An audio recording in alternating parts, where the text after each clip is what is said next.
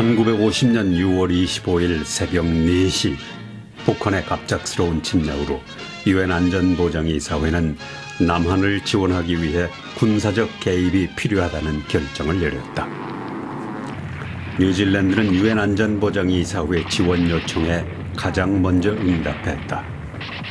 지상군 1000명을 파병하기로 하고 1950년 7월 27일 지원자를 모집했는데 열흘 만에 6,000명의 젊은이들이 한국전쟁에 참전하겠다고 자원했다.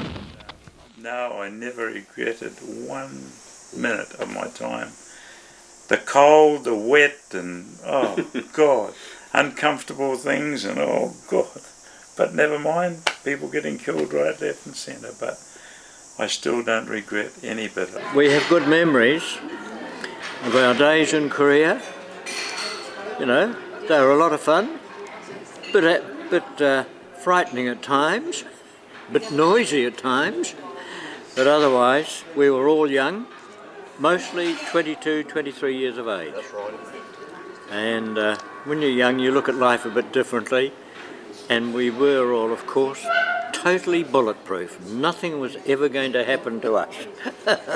With this nuclear program that they've got, it's a very worrying situation.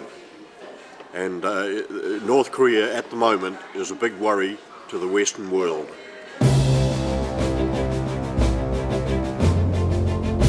전쟁이 진행되는 동안 4,700명 이상의 뉴질랜드인이 K포스의 일원으로 복무했고 추가로 1,350명의 뉴질랜드 해군이 한국에 파견됐는데 이 숫자는 당시 뉴질랜드 전체 해군의 약 절반에 해당한다. 1950년 당시 뉴질랜드의 인구는 200만 명, 인구 비례로 가장 많은 연인원 6,050명을 파병한 뉴질랜드는 진정한 혈맹이다. 한국전쟁에서 뉴질랜드 군인 45명이 목숨을 잃었다.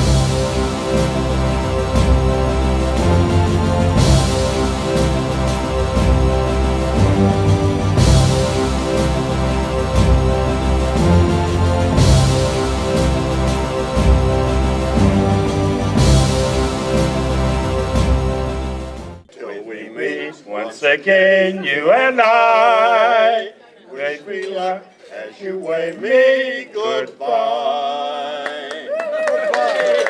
북한 공산 정권이라고 하는 것은 이건 굉장히 호전적인 정권입니다.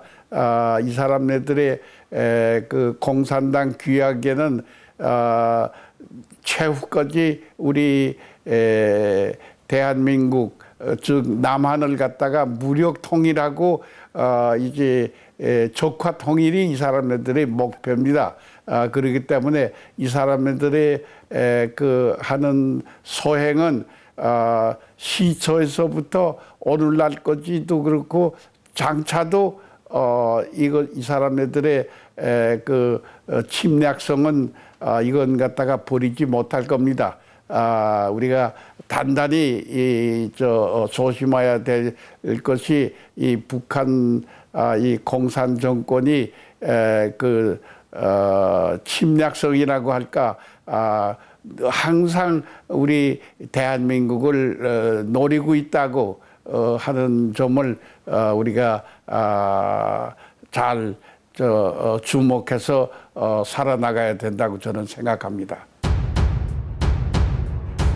한국전쟁에 참전 중 짬짬이 사진을 찍은 모리스 먼로. 그는 한국으로 가는 길에 일본에서 새로 카메라를 사서 전투 중 여러 장의 사진을 찍었다. 방금 찍은 듯한 생생한 컬러 사진을 남긴 모리스 먼로. 그는 지난 2020년 우리 곁을 떠났지만 그의 모습은 지금도 생생하게 남아있다. I'd had her since I was at high school in New Plymouth. Well, in the 50s, flying was not exactly the easiest way to travel. I spoke to her on the phone a couple of times, but no, we never met because the first time I went to the States was only in about 1988 when I went over there with my wife.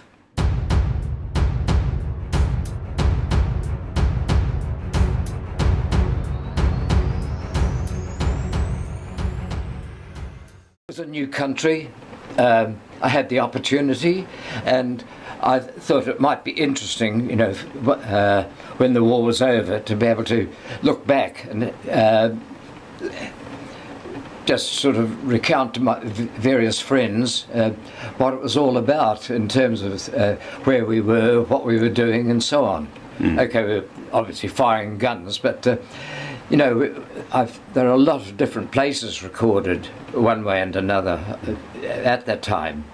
I was an architect. I was when I went to Korea, I left university to join up, and when I came back, I went back to university in 1955 and finished my degree, and took another one, and then I came back down to Hawke's Bay here, and I worked in Hastings, which is just 23 k's away, and worked over there for a few years.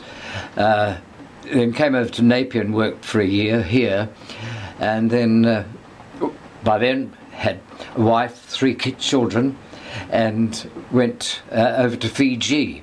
My wife was over there, well, she was only a girlfriend at that stage, so I went over to Fiji to see her, and I got a job while I was over there, and I was still on army pay, so I was getting my army pay, which was pretty good for those days, and also I had a job in Suva, so I was getting double money, and I was making plenty of money.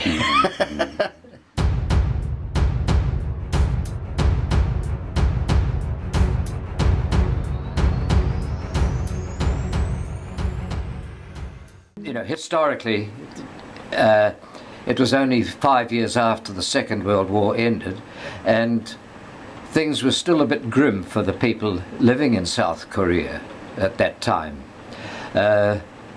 It hadn't developed the industry or anything like that that it's got now. 휴전이 언제 열전으로 바뀔지 예측을 불허하는 오늘날의 한반도. 유엔의 도움이 없었더라면 대한민국은 세계 지도에서 또 한민족의 역사에서 사라졌을지도 모를 일이다.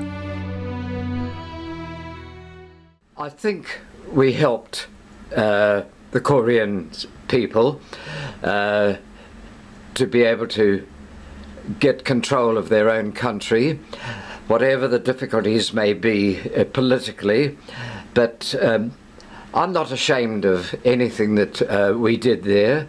I find it a pity that we didn't know more about Korea and the people before and while we were there.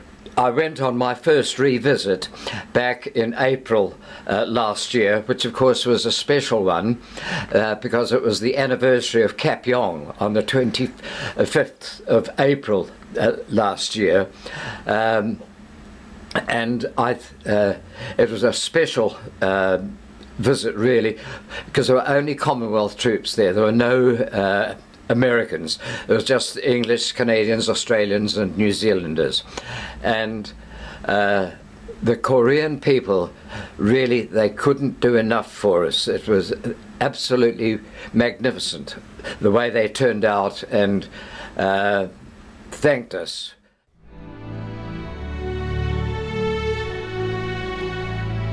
73년이란 세월이 흐르면서 그날의 뼈저린 아픔도 서서히 잊혀져 가고 있고 심지어 침략자들을 두둔하는 정복분자들도 곳곳에 뿌리내리고 있는 것이 현실이다.